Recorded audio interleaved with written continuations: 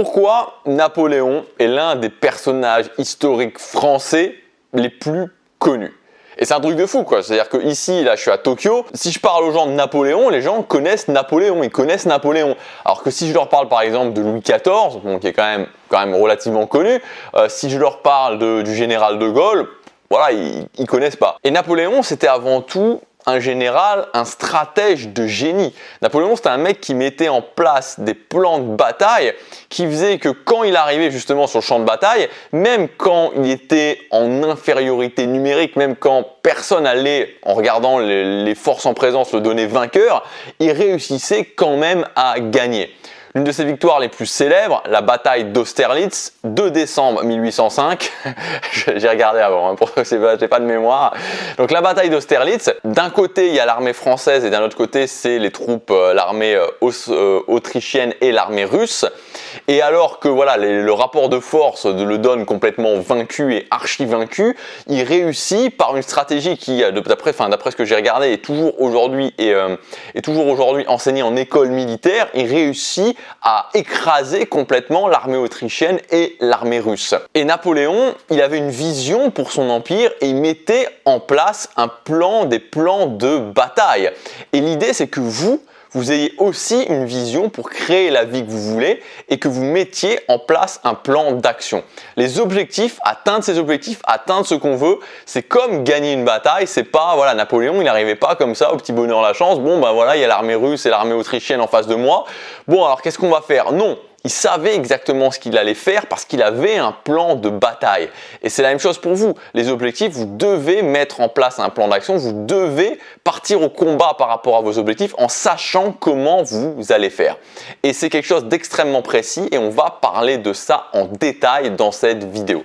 Avant de commencer, je vous rappelle que j'ai sorti il y a 2 jours une grande formation, ma formation la plus ambitieuse à ce jour sur cette chaîne qui s'appelle La Révolution, la rupture, changer les choses. Il y aura un avant et un après cette formation. Si vous n'avez pas vu la vidéo, je vous conseille vivement de regarder la vidéo d'il y a 2 jours et la vidéo d'hier aussi. J'ai essayé de faire un truc assez sympa. L'idée de cette formation, c'est que ce que vous avez dans votre tête, on le matérialise dans la réalité. Ça dure 12 semaines, c'est 12 semaines intenses. Chaque semaine est débloquée les unes après les autres avec des outils, avec des fiches à chaque fois. C'est tourné face caméra, vous avez toutes les informations dans le premier lien dans la description.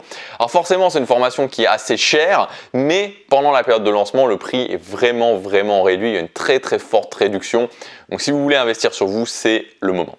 Alors les objectifs. Donc comme vous le disiez, les objectifs c'est quelque chose de très précis pour mettre en place. Alors on va pas faire toute la chaîne ici, on va pas partir de la vision, les étapes, blablabla. Non, on va juste parler des objectifs. Comment définir un plan d'action quand on a un objectif? Donc moi, la façon dont je vois les choses, c'est qu'il y a 2 types d'objectifs. Encore une fois, c'est toute une méthode que j'ai mise en place moi. Voilà, je dis pas que c'est la vérité absolue. Moi, je dis que ça donne des résultats pour moi, ça donne des résultats pour les gens que j'accompagne.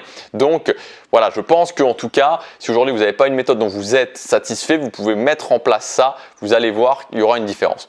Donc, il y a 2 types d'objectifs différents en fait. Il y a les objectifs qui sont des objectifs d'action et les objectifs qui sont des objectifs de résultats.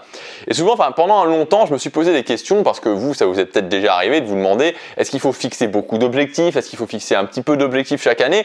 Et aux États-Unis, il y a assez cette mode, notamment chez les gens qui sont coach en dev perso par exemple, d'avoir des listes d'objectifs géantes avec 50 objectifs par exemple. Et souvent, je me suis interrogé là-dessus. J'avais laissé tomber pendant un moment et en fait en y revenant après avoir fait cette différenciation, commencé à travailler ça pendant quelques années, je me suis aperçu que les gens qui faisaient ça, c'était des gens qui avaient peut-être sur 50 objectifs, peut-être 47 objectifs d'action et 2-3 objectifs de résultat. Donc typiquement un objectif d'action, qu'est-ce que ça va être? Ça va être le fait de se dire pendant une semaine, je fais une cure sans sucre par exemple. Pendant une semaine, je ne mange pas de sucre. C'est un objectif d'action. C'est-à-dire que pendant une semaine, je dois ça peut être difficile, mais je ne dois pas manger de sucre. Pas de place au hasard, soit je mange du sucre, soit je mange pas de sucre, soit je réussis, soit j'échoue. C'est un petit peu comme si par exemple je me dis pendant cette année, toute cette année, je vais aller 4 fois par semaine à la salle de musculation toutes les semaines. Encore une fois, c'est pareil. C'est-à-dire qu'il n'y a pas de place au hasard, soit j'y vais, soit je n'y vais pas. Ça, c'est les objectifs d'action. Ensuite, vous avez les objectifs de résultat. Donc, ces fameuses personnes en Amérique, ils vont tout aussi mettre des objectifs comme je vais manger 7 jours sans sucre, je vais aller dans un institut de beauté pour faire un soin du visage tous les mois, par exemple. Et à côté de ça, ils vont dire, ok, je veux avoir 600 000 abonnés sur ma chaîne YouTube, ou alors je veux avoir généré 3,5 millions de dollars cette année avec mes actifs, par exemple. Donc voilà, on voit que c'est pas du tout la même chose. Et ça, c'est des objectifs d'action. Un exemple d'objectif d'action, ça peut être le fait de dire, ok, je vais apprendre l'anglais, je vais être capable à la fin de l'année d'avoir une conversation avec des gens qui parlent anglais. C'est un objectif d'action. Alors, la grande différence qu'il va y avoir, la différence principale qu'il va y avoir entre les objectifs d'action et les objectifs de résultat, je crois que j'ai fait une erreur juste avant, hein, j'ai dit objectif d'action mais c'est objectif de résultat. Donc pour clarifier vraiment, donc je veux faire une semaine de détox sans sucre, je veux faire aller 4 fois par semaine à la salle de sport et c'est des objectifs d'action, je veux générer 3,5 millions d'euros cette année, je veux être capable de parler à la fin de l'année avec un anglophone, avec des personnes qui sont anglophones, c'est des objectifs de résultat. Donc la différence principale qu'il y a entre les objectifs d'action et les objectifs de résultat, au-delà de la façon dont on va les insérer dans sa vie, c'est la notion d'ajustement. C'est-à-dire qu'il n'y a pas fondamentalement ou très peu d'ajustement dans les objectifs d'action. Si je me dis, il y a une notion de progressivité, on va en parler, mais il n'y a pas vraiment d'ajustement. Si je me dis, ok, je vais à la salle de sport 4 fois par semaine, il n'y a pas concrètement d'ajustement. Alors que si je me dis, je veux générer 2000 euros par mois avec ma chaîne YouTube à la fin de l'année, il y a une notion d'ajustement. Il y a une mesure à faire et il y a une notion d'ajustement. Donc c'est vraiment très différent. Donc c'est pour ça que à la fin de la vidéo, quand je vous explique, quand je vous aurai dit vraiment comment les mettre en place, vous pourrez aussi vous interroger par rapport à l'année prochaine, ça dépend au moment où vous regardez cette vidéo, de vous dire ok, d'avoir un ratio assez clair justement entre les objectifs d'action et les objectifs de résultat, parce que si vous avez 10 objectifs de résultat dans l'année, ça va être difficile. Alors ça dépend à quel niveau vous pouvez vous investir, mais ça reste quand même assez challenging. Donc les objectifs d'action, comment on va les mettre en place? Un objectif d'action, c'est principalement deux notions. La première notion, c'est la notion de mise en place d'habitude. C'est la notion principale. C'est-à-dire que si je me dis, je vais à la salle de sport 4 fois par semaine, pour n'importe quel objectif d'action, je vais devoir me dire quand, combien de temps, quelle fréquence et éventuellement où. Donc quand, c'est le moment où je le fais, toujours au même moment quand on met en place des habitudes. Ensuite, combien de temps? Par exemple 45 minutes. Quelle fréquence? 4 fois par semaine, je vais à la salle de musculation. Et où, évidemment, voilà, je définis ma salle de musculation. Donc ça, c'est en fait le parcours de mise en place d'une habitude. Et après, je vais devoir mettre en place mon habitude. Donc on peut dire que si aujourd'hui, vous échouez sur des objectifs d'action, c'est que vous échouez sur la mise en place d'habitude. Voilà, je vais faire 4 fois par semaine de la musculation, je vais faire 3 fois par semaine de l'anglais par exemple, ou tout ce genre de choses, c'est que vous échouez sur la mise en place d'habitude. Donc c'est la principale chose sur laquelle travailler. Maintenant, il y a aussi une autre notion qui est la notion de progressivité. C'est-à-dire que c'est évident que si par exemple vous n'arrivez pas à tenir une journée sans manger de sucre, si vous partez sur un défi de 30 jours sans sucre, il y a une progressivité qui est trop différente. Donc c'est important aussi d'introduire cette notion de progressivité dans le fait de mettre en place des objectifs d'action. Et par exemple, si vous n'avez jamais fait sport de votre vie, l'objectif d'action, ça peut être pendant un mois d'aller à la salle de sport 4 fois par semaine. C'est quelque chose qui est beaucoup plus envisageable que le fait de le faire pendant directement un an. Moi je sais, pour vous donner un exemple pour les vidéos, quand j'ai commencé à faire des défis vidéo, le premier défi de vidéo que je me suis fixé c'était une vidéo tous les jours pendant 30 jours. Et donc du coup, le défi que je me suis fixé après, je crois que c'était 50 et puis après 100. Et donc après avoir fait, forcément, quand j'ai déjà fait 30 et quand j'ai déjà fait 50, j'aborde le défi des 100 jours avec beaucoup plus de certitude et beaucoup plus de confiance en moi-même. Donc voilà, donc ça c'est pour les objectifs d'action où il y a avant tout la notion de régularité, mise en place d'habitude et un petit peu de progressivité. Ensuite, on passe aux objectifs de résultat. Donc les objectifs de résultat, c'est des objectifs plus complexes parce que comme je vous l'ai dit, il y a la notion d'ajustement. Donc si par exemple je veux parler à la fin de l'année avec des anglophones, je veux être capable de parler avec des anglophones, je pars de nulle part, je veux être capable de parler avec des anglophones. La première chose à faire pour définir le plan d'action, ça va être de trouver une méthode. Cette méthode va vous mener à quoi? En fait, à un système d'habitudes, à différentes habitudes à mettre en place. Donc pour trouver la méthode, le moyen le plus simple, c'est d'utiliser ce que j'appelle le modeling, c'est-à-dire de prendre la structure de quelqu'un qui a déjà réussi. Quelqu'un qui est parti où il ne savait pas parler anglais et au bout d'un an, il réussissait à parler anglais. Qu'est-ce qu'il a fait? quelles habitudes il a mis en place. Ça va me donner un système d'habitudes. Et ensuite, l'idée, ça va être aussi, ça c'est très important, c'est à la fois d'avoir le système d'habitude par le modeling et aussi de ne pas changer tout le temps. Parce que des gens qui vont être partis de nulle part et qui vont avoir réussi en un an à avoir parlé anglais, vous allez peut-être avoir 2, 3, 4, 5, 10 méthodes différentes. Mais si vous commencez un mois avec la première méthode, vous dites « Ah, j'ai pas suffisamment de résultats à mon goût », vous changez de méthode et puis vous rechangez, vous n'en sortez pas. Donc c'est important vraiment de prendre une méthode de quelqu'un à qui vous faites confiance, de vous dire « Ok, cette méthode, ça me va » et ensuite de ne pas changer.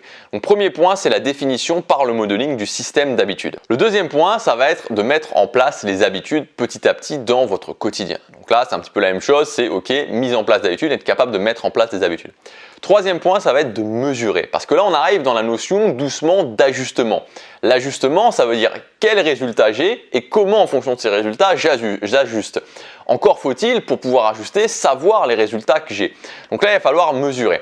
Moi, ce que je vous conseille de faire en termes de mesure, c'est, j'utilise toujours ces deux types de mesures-là. Premièrement, c'est la fréquence. Je mesure la fréquence, je mesure si je le fais quand je dois le faire.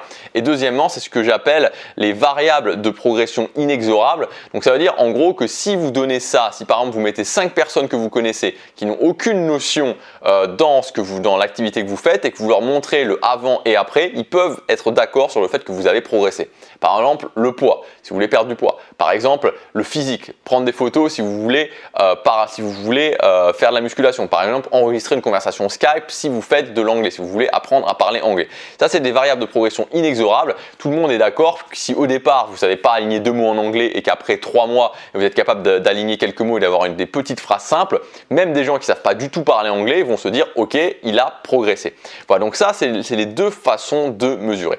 Et ensuite, avec ces instruments de mesure, vous allez pouvoir ajuster, vous allez pouvoir faire des bilans.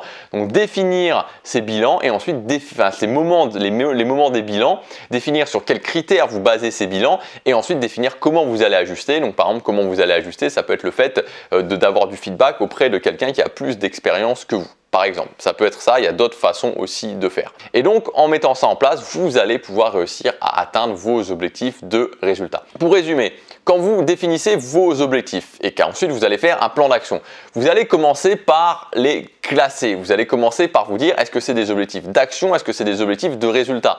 En fonction de ça, vous ferez des plans d'action de façon tout à fait différente. Et vous allez aussi pouvoir faire un ratio en vous disant ok, il vaut mieux, surtout quand je démarre, surtout si aujourd'hui j'ai du mal à atteindre mes objectifs, peut-être avoir 4-5 objectifs d'action et avoir 1 ou 2 objectifs de résultats.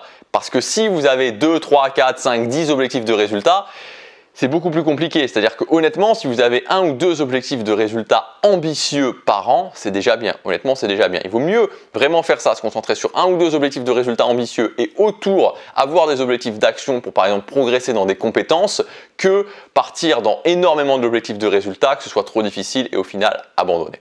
Voilà, j'espère que cette vidéo vous aura aidé. Vraiment, c'est quelque chose de précis. Mettez ça en place. Vous verrez que vous atteindrez vos objectifs parce qu'encore une fois, il n'y a pas de magie, il n'y a pas de miracle dans l'atteinte d'objectifs. C'est beaucoup vraiment presque de la statistique et de l'ajustement par rapport à ça et aussi évidemment avoir les compétences. Si vous voulez aller plus loin, si vous voulez justement, on va parler de ça, il y aura toute une semaine consacrée à ça, on va faire aussi des exercices, on va faire des tests, vous allez voir c'est aussi assez ludique au niveau des objectifs. Il y aura évidemment toutes les notions de régularité, toutes les notions de prise de contrôle des journées, mais tout ça sera vu d'une façon tout à fait différente de ce qu'on fait habituellement dans les formations. Chaque semaine dans cette formation, la révolution sera une mini révolution. C'est comme ça que j'ai designé pour que chaque semaine, à la fin de la semaine, vous ayez vraiment c'est plus que cette idée, ce résultat de voir que vous avez changé, que vous avez fait des choses différentes, que vous avez pu vous étonner vous-même et vous pouvez être fier de vous. Donc tout le programme de cette formation, vous l'avez dans le premier lien dans la description, c'est valable jusque dimanche soir. Jusque dimanche soir, vous pouvez vous inscrire avec un prix qui est vraiment très préférentiel par rapport à ce qui sera après. C'est le moment de changer, c'est le moment de faire coller ce que vous avez dans votre tête avec la réalité. C'est le moment de faire votre révolution. Ça se passe tout de suite dans le premier lien dans la description. Passez à l'action, chaque jour compte.